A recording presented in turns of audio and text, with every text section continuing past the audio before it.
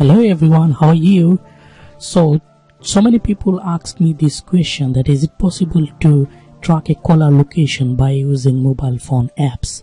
So let me tell you guys, I didn't use any of those apps, neither I suggest you to use those apps, okay? But for your request, I went to Google and I did some research and I found out few apps which is good as far as Google is concerned, and people wrote some article about those apps on their blogs.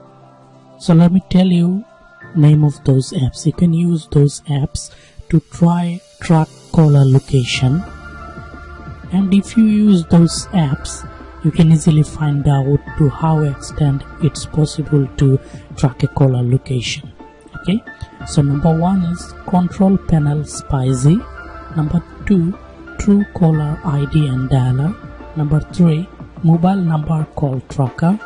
Number 4, Call Tracker. Number 5, Trace Mobile Number. So you can use those apps one by one to check out to how extent it's possible to track a caller location. Okay guys, so thank you very much for watching this video, and please visit my channel. If you like my old videos, then please subscribe to my channel. Thank you. Bye.